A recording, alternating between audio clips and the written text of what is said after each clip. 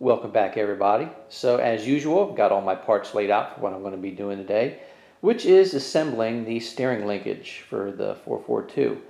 So I've got all my parts, most of them from Moog. So that's the center link, both the inner tie rod ends, the idler arm, and I've got the outer tie rod bump steer eliminators that I got from Bear. So that's all the new parts going on to create that.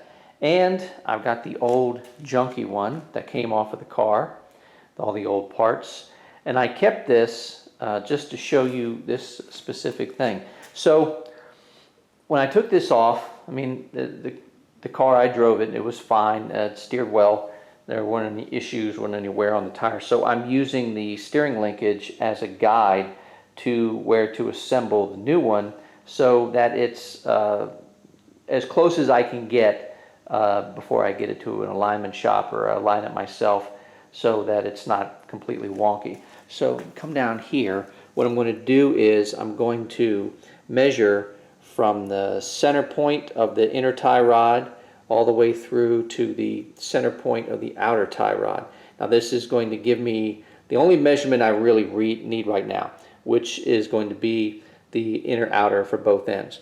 And I've measured them center to center, and it is coming up almost dead on 18 inches. So probably like 18 and maybe a 16th, maybe an eighth at the most. And I measured both sides. They're both about the same. I mean, almost dead on the same. So it's going to make it easy to put this back together and get it on the car, and then that way I think my steering is going to be close to correct enough to get it to an alignment shop and not have any major issues. So for the new parts, I love that cast iron sheen that's on them, so I want to try to keep that. So I'm going to use some of the Eastwood Diamond Clear, and I'm just going to clean everything up really well, and then I'm going to coat all the bare parts.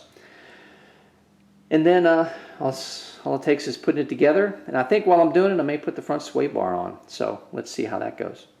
Anyway, let me get these parts cleaned up and painted, and then we'll go on to assembly. So now that I've got everything coated, either diamond clear or I've put some type of other paint or coating on there, mostly diamond clear for these bare parts, because I want to keep that cast iron look. I like that. I've got everything laid out. I went ahead and assembled the bump stops from Bear into our inner tie rod ends, and those are exactly 18 inches, and I've given myself some thread on both sides for adjustment. And got the center link, or as the shop manual calls it, the relay rod. I've always heard it called center link. Anyway, so I got this here, got the idler arm ready, and the pitman arm, that'll get assembled once we get this mounted on the car and the steering gear box is in. So what I'm going to do is I'm just going to put that on just so I remind myself it's there. Put the little cotter pin in, and that's just going to stay just like that until we're ready to go. So now it's just a matter of bolting these pieces together. It's not tremendously difficult. Get the inner tie rod ends attached to where they need to go. I checked the torque spec, get the nuts started here. Check the torque spec in the manual, and it's pretty straightforward. So idler arm 40, two inner tie rod ends 40, and where this attaches to the pitman arm 45, only difference. And all these nuts are 11/16. Get these screwed down to where they're snug, and then I'll get my idler arm on. That approximately where I think it's going to be right about. Let's see, look, I'm forgetting a step. This little spongy thing goes on here, then this goes down, and then the nut.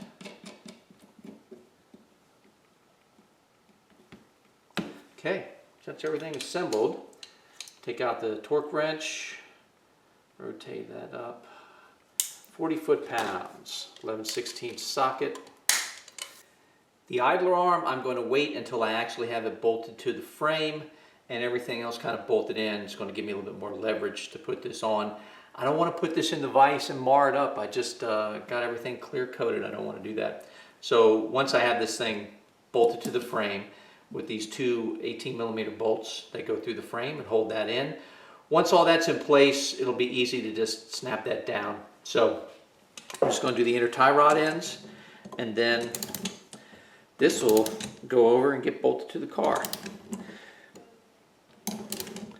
Let's get this down. There it is. I just did this one a second ago. Let me double check and make sure the torque. Now with the two inner tie rods torqued, you need to get the cotter pin in, and it's just a little bit off. So you don't want to loosen it, you want to tighten it more. So we're going to crank this up the torque a little bit. Crank that around. Perfect. Perfect. Now, cotter key goes in. We can bend that around to where it needs to be. And then that's it. So yeah, so once you get the final torque on these, just make sure if the hole doesn't line up to put your pin in, just tighten it a little bit more until you get to the very next opening in the castle nut so you can put the key in. Don't loosen it up. So it'll take a little bit more torque, that's fine, just don't loosen it. Anyway, so put the keys in, and then we'll go ahead and get this over to the car, and then I'll be able to torque this one down and then get my pitman arm on once the steering gearbox is in, and then we'll be good to go. So let's go ahead and take this over to the car. I almost forgot the poor steering gear. This is my Saginaw 800 that I rebuilt on some other videos you may have seen. This is out of, I think it was 84, 85 Monte Carlo SS, and it is the 12:7:1 constant ratio steering gear. And for stock vehicles, this is the best, I think, stock Saginaw that you can get. These are the best steering gear that came in a G-body out of the Monte Carlos, so that's good to go. So I just wanted to talk real quick about lining this up in case you didn't know. I got this out of the shop manual. If you don't have a shop manual, please get one. If you're working on these cars, there's so much information in those manuals that just makes them a gold mine. You need to have one. It just tells you every little thing about the car you'd ever want to know. Torque specs, you need one. Get one. If you haven't got one, do it. All right, enough preaching. So what I did was I put on the input shaft, I put the bottom half of the steering gear, and I just turned it all the way right, all the way left, lock to lock, and it was about 2 3/4 turns, just about.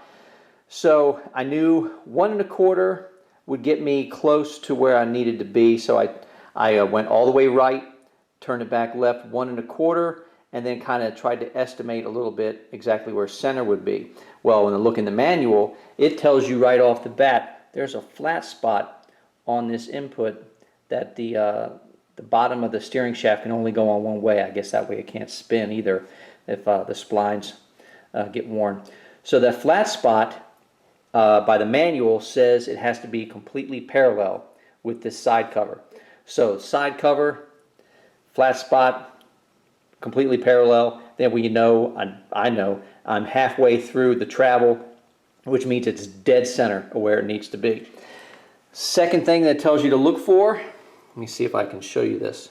So there is, there's like a block, it's a larger spline that's in here. I think it's called a block tooth or a block spline. This is here to make sure that when you put the pitman arm on, it only goes on one way. Well, that spline in the manual says should be right in line with the center adjusting nut on the top of the side cover. So if you go all the way down, sure enough, it is right there, dead center. So we move over to the pitman arm. Hopefully you can see this. Inside the pitman arm, there's one larger tooth, and there's one on each side. So I guess you could put this thing on 180 degrees wrong, but you'd know right away when it didn't line up, which makes it great because now when I go to put this on, there's no mistake about which way it goes because, oh, there it is. Once it hits that tooth, you know it's on there perfect. So now all I got to do is put my nut and bolt, put my spacer and my nut on, torque it down to 185 foot-pounds, and that is ready to go. So now I'm ready to go to the car and install this stuff. So let me get over there and we'll do that. All right, so now we're ready to start bolting this stuff on the vehicle. I think I'm going to start with the steering gear first. Let me hold this up here so I can show you what I'm talking about. So on the steering gear, you can see there is the red Mobil 1 grease that I put on the 3 mounting pads where the steering gear bolts to the frame. The reason I did this is because again I'm going to say this, shop manual, get a shop manual. So in the shop manual it says that, and I never knew this, you can chime in on the bottom in the comments and tell me, oh, I knew that forever. You didn't know that? I didn't know this because I just plain never thought about it. So in the shop manual it says before installing the steering gear you want to use apply a sodium soap fine fiber grease to the gear mounting pads to prevent squeaks between the gear housing and the frame. And I looked at that and I was like, sodium soap grease? I never heard of such a thing. There's grease, but so I actually looked it up, and soap is one of the ingredients used in a true grease. And they had sodium soap, calcium soap, and then later they went to lithium. And since then they've gone to synthetic type greases. But lithium is basically, if you're getting a non-synthetic grease, lithium's about the only thing you can find now.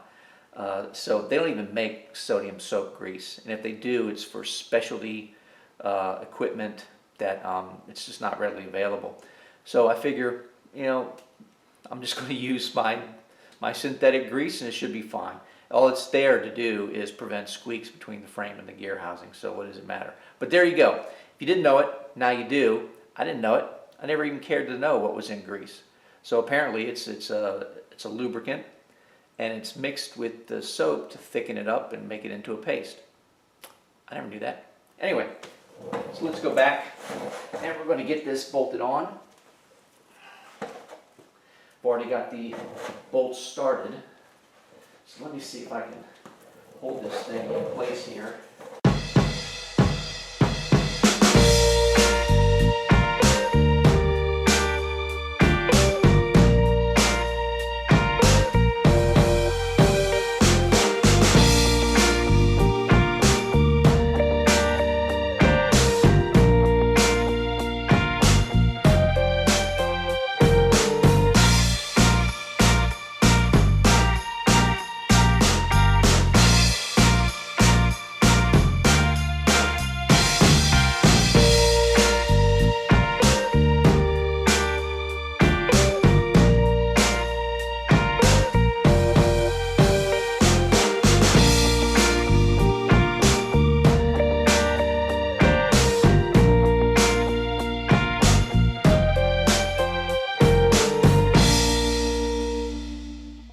Alright, that took a little finagling, but it is on. So now it's just a matter of torquing it down, 80 foot-pounds, by what the shop manual says. And then we'll move on to the rest of the steering linkage.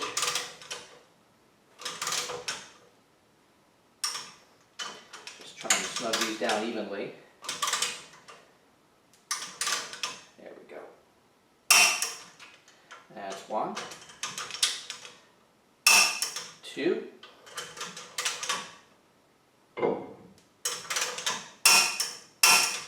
all done. So that's the steering gear. Let's move on to our steering linkage. And we're going to start, let me get these down out of the way. I'm going to start with the idler arm and get this one, if I can get this thing fit in here. Get this one, great. This one bolt started, nuts on, let it hang a little bit, go through the frame,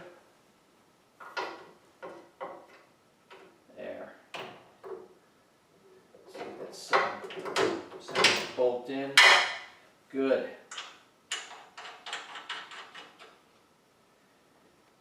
All right.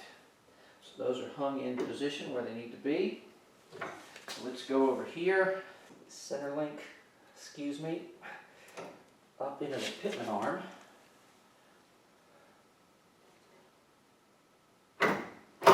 There.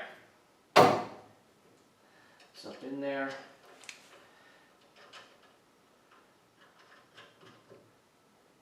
Nuts started on that. Then it's easy peasy. Go over here and get the bare knuckles stuck in. Let's turn this a little bit, get some pressure off them. Perfect.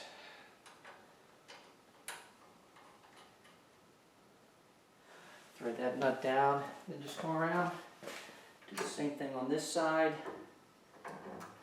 Get these outer tie rod ends popped in. There.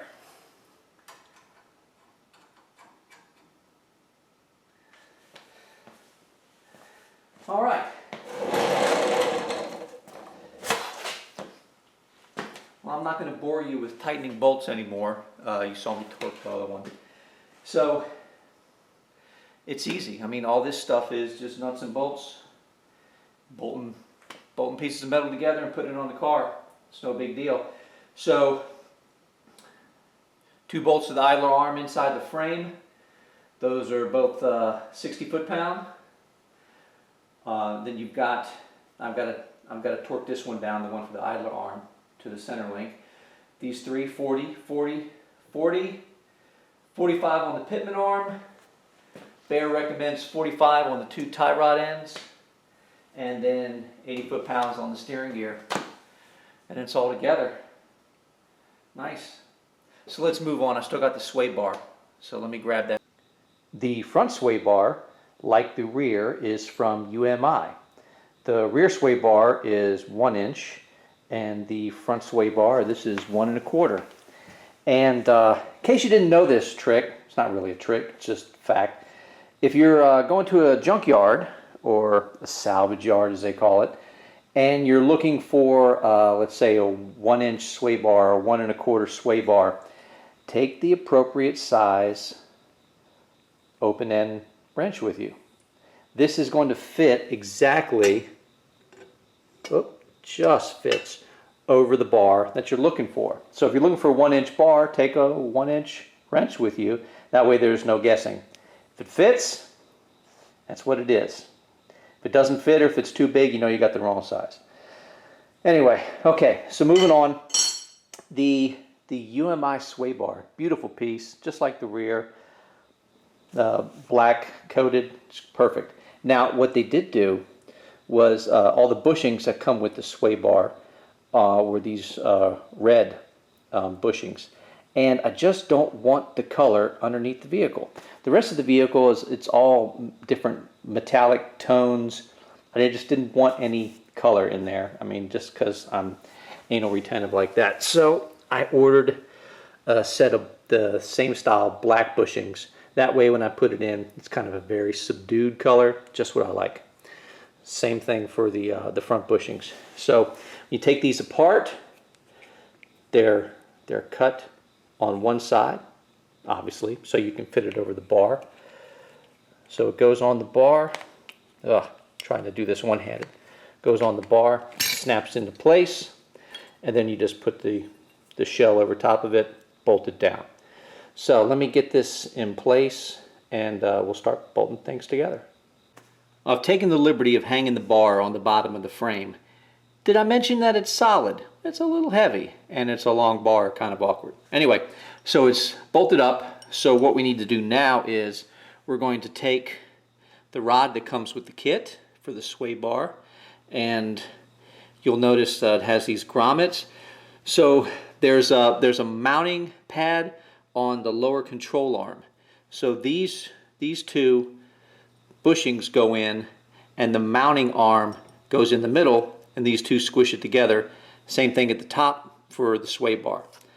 So we're going to get this started, and I'm going to put the second bushing on, and it's flat washer, and then this spacer pipe goes on. Just rotate this up so I can get the spacer in place. All right, so the spacer goes on, and then I've got to get this bushing, and the nice thing is the spacer prevents the bushing from moving down. All right, so second side is on. Another bushing goes on the top. Washer to protect the bushing. And then the nut goes on. And there it is. It is captured in place. Puts the sway bar in just the right position. Now it's just a matter of doing the other side and tightening it up. So that's about all it is. I mean, sway bar is probably like the easiest thing you can do. It's 4 bolts to hold the front pad in place, the front 2 pads where it bolts to the frame, and then 1 long bolt for your sway bar, and a bunch of bushings, and then that's it. So I'm going to spare you the the loud noise of my ratchet gun when I screw all this stuff down. But I'll put it all together, and then I'm going to come back and I'm going to show you the finished product and show you all the pretty. And that's all the steering linkage and sway bars. It's all the front suspension. Everything is together. And I'm glad that it is. Got the links for the sway bar on both ends. Got the sway bar bolted to the frame. Got all my steering linkage in.